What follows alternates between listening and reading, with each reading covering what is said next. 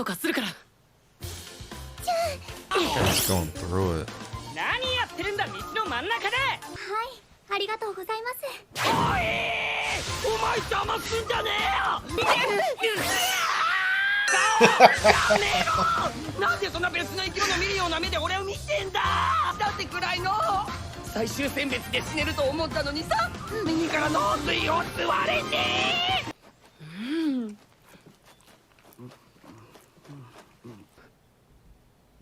よーし、じゃあ兄ちゃんがいいものを見せてあげよう。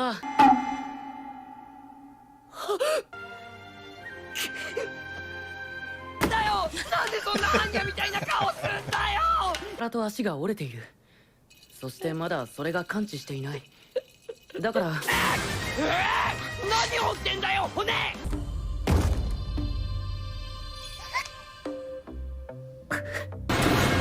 化け物っつ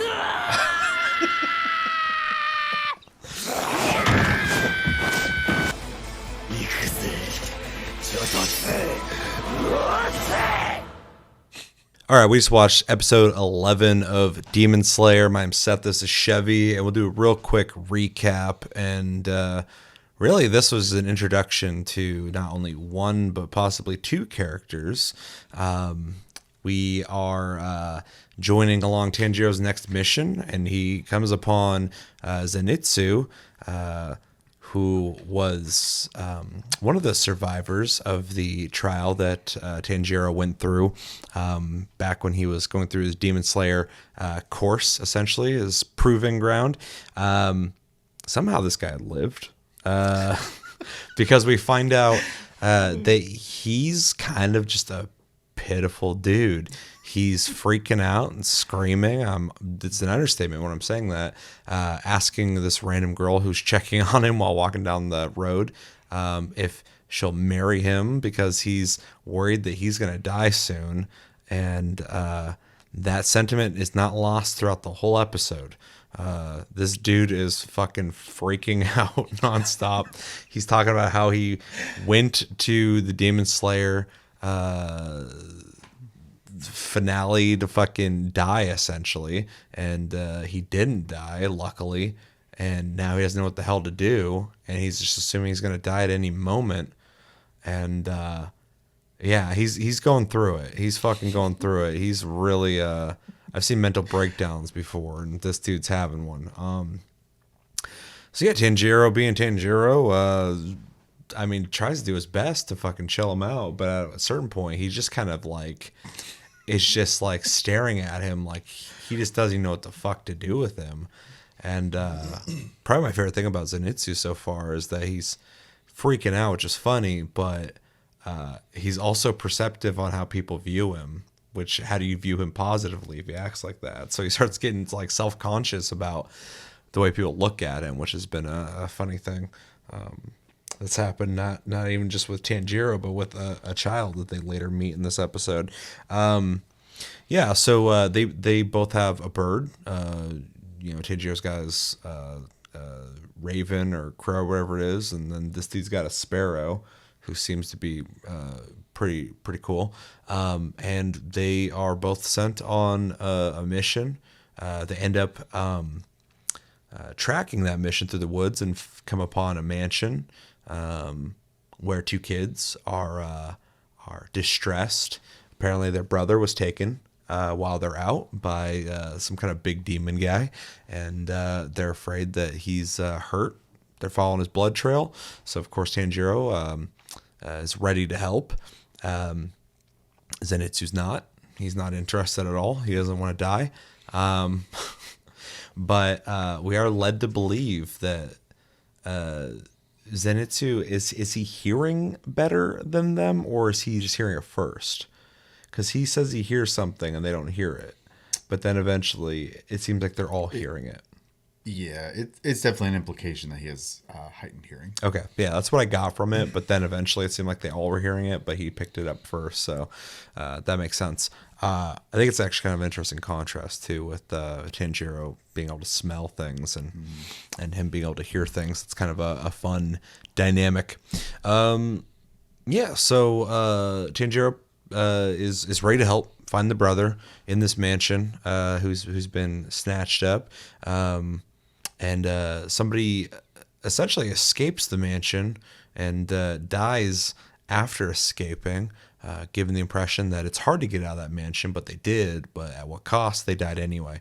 It's confirmed that's not their brother, so they're going to go in there looking for the brother. They leave the box that Nezuko's in with the kids as protection as they go in. I guess when I say they go in, Tanjiro understands that Zenitsu does not want to go, and he's just like, okay, fuck it, and he goes in. But Zenitsu is not stoked that Tanjiro's viewing him negatively, so he feels pressured to follow Tanjiro into the building, where he barely scoots behind him, just ready to leave at any moment. Yeah, so the two kids from earlier come in because they're creeped out by the box making scratching noises. During this time, Zenitsu's freaking out still and bumps the little girl and Tanjiro into a different room with his butt. And they get separated. They find out quick that the sound of the, I forgot the name of it, Suzumi. I think so. I think they refer to it. The drum, essentially, the dunk, it changes the building that they're in, the mansion. The rooms are changing. We find out later that the direction of gravity changes. The place is all manipulated by the Suzumi of the demon, who has something going on with him, but I'm not quite sure what, but I'm sure we'll find out soon. We are left with Tanjiro trying to protect the little girl, and Zenitsu with the boy, who also goes down the same route as Tanjiro and starting to judge Zenitsu for having a fucking mental breakdown and walking around with a sword, and he's wondering why the fuck he even has it in the first place. So the little kid is now starting to even judge him, and he isn't like that. He's rolling on the ground, fucking acting like he got killed because of this judgment. While they're trying to find their way out, and by they I mean Zenitsu's just like dragging this kid with him, trying to get out of there. They meet the dude who's in the intro that I've seen many times before in various ways. A dude with a boar head, no shirt, two swords, just kind of hanging out, and Zenitsu freaks out, thinking it's a monster. And if I'd never seen him before, I probably would have assumed it was too. Whereas this dude just like is fucking ready to go and just goes taking off. I assume to go slay the demon that's in the mansion, but we'll find out. And then, yeah, we're met at the end with Tanjiro and the little girl getting kind of thrown around in this room as the demon reveals himself, talking to himself about some shit, and using the Suzumi. And then Boar Guy shows up, ready to fuck, apparently, with his crazy swords. So I'm dying to find out what happens there. Yeah, so overall, this episode was hilarious. I was laughing the whole fucking time. I had no idea Zenitsu would be this character. I'd only seen him before. I'm like, oh, he's just a blonde guy, white sword. I'm curious about the sword because of the colors and stuff.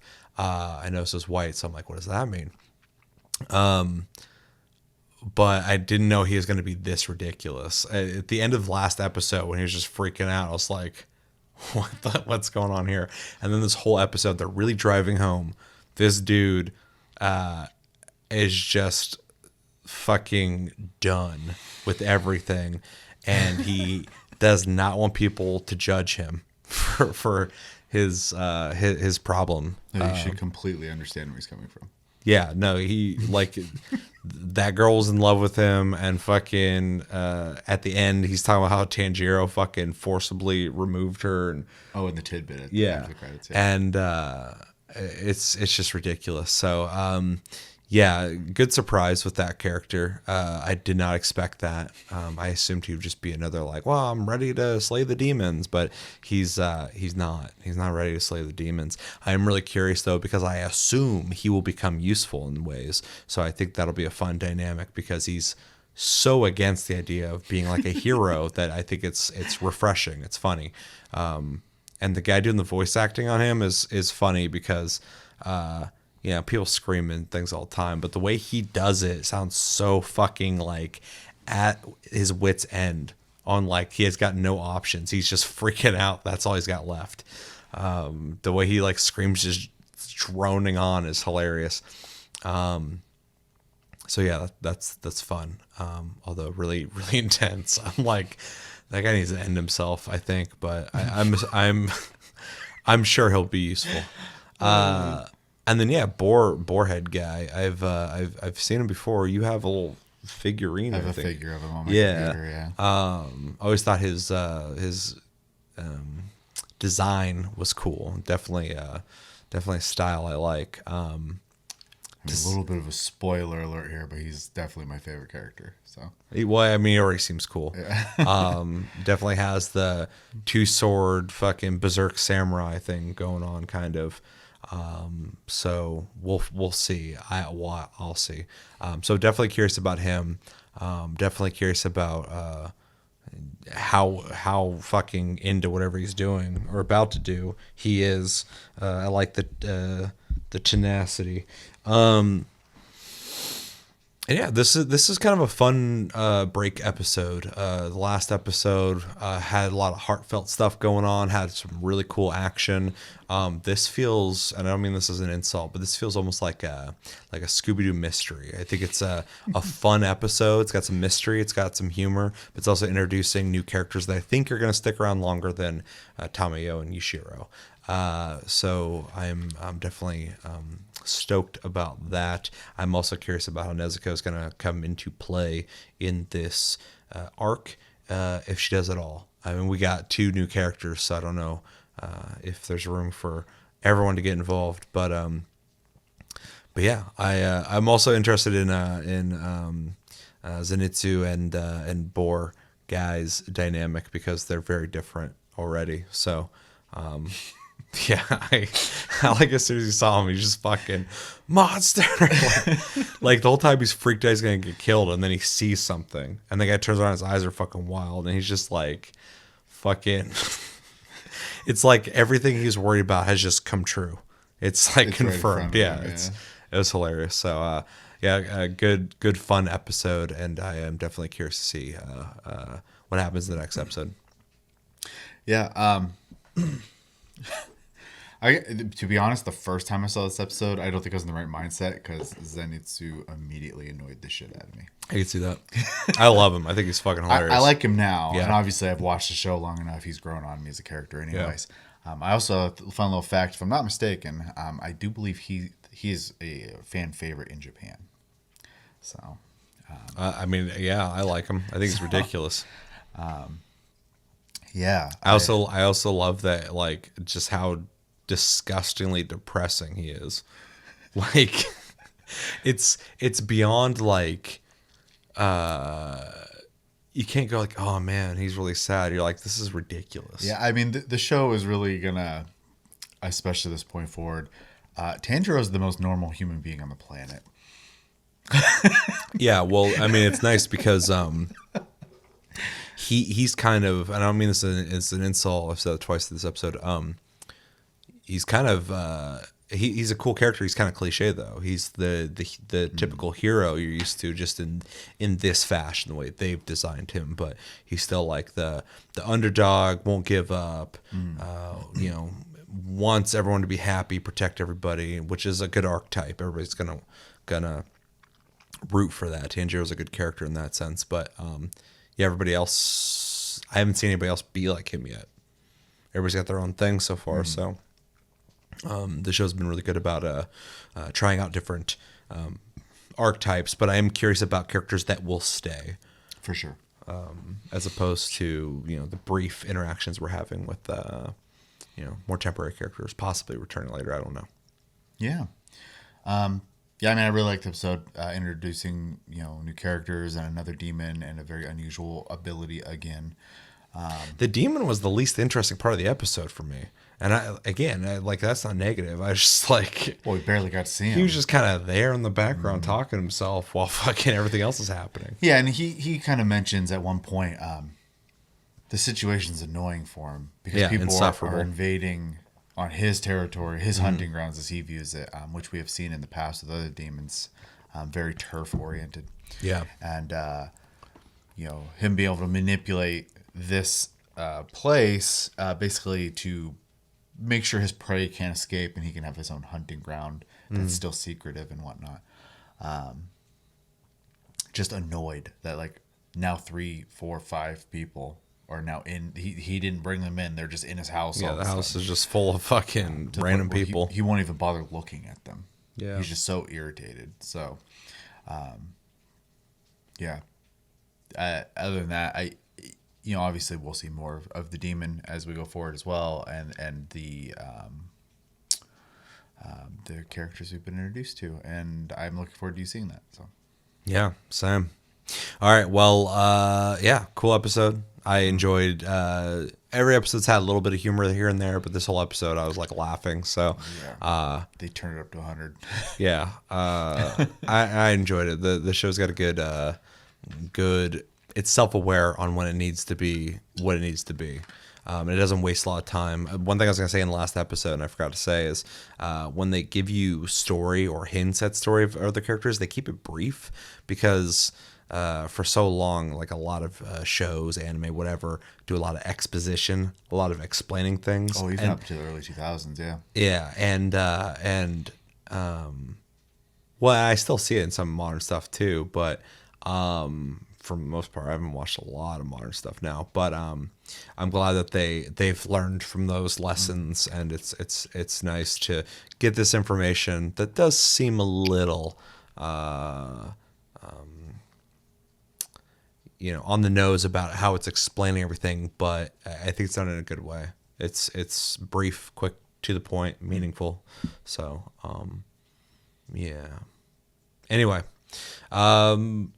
yeah, the show knows how to do its pace and knows when to do what it's doing when it comes to comedy, action, meaningful stuff and stuff like that. So I'm enjoying that. Hopefully they keep up that pace. So far, I haven't felt like any episode's been like a filler episode, which is nice.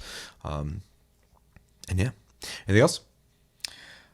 No, I think that covers it.